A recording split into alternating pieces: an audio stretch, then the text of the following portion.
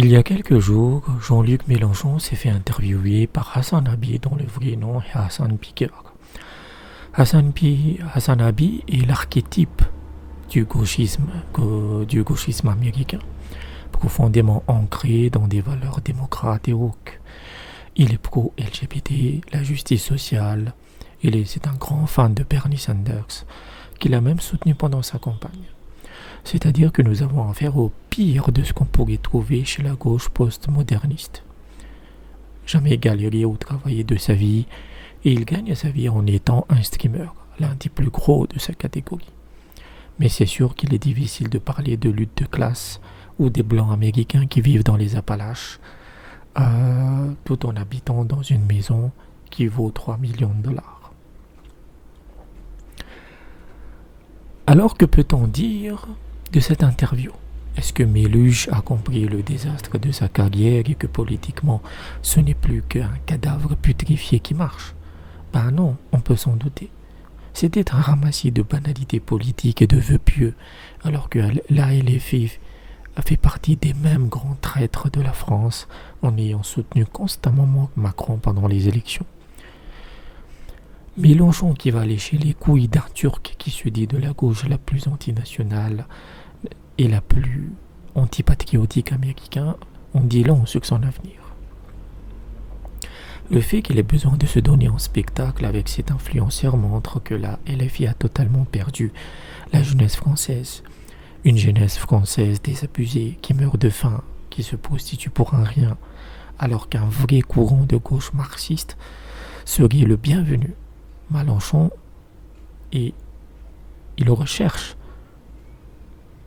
une idéologie, un moyen de combattre le néolibéralisme et la destruction des nations. Mais Mélenchon vient leur dire qu'ils sont avant tout des Palestiniens avant d'être français.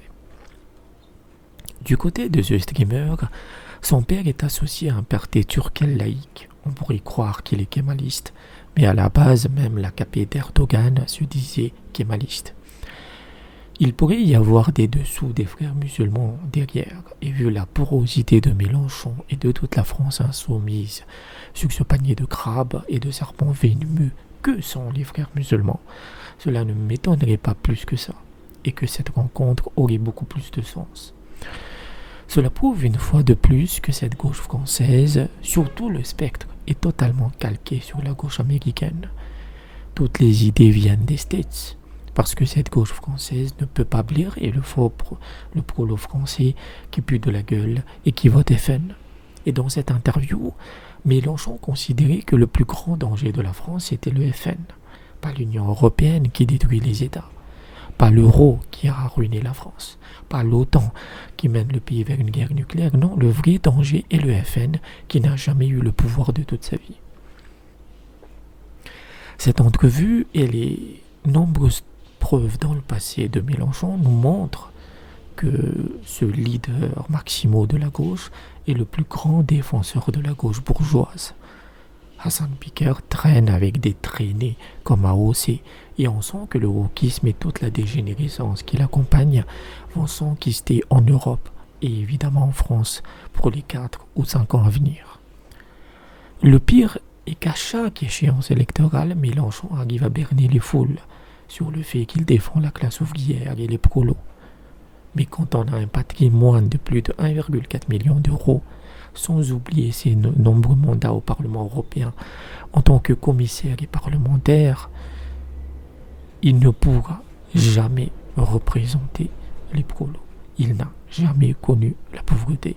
C'est un fils de bourgeois qui a papillonné d'un poste à l'autre en fait.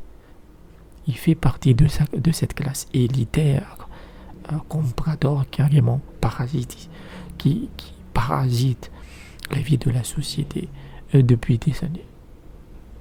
C'est triste, c'est pathétique et c'est dramatique.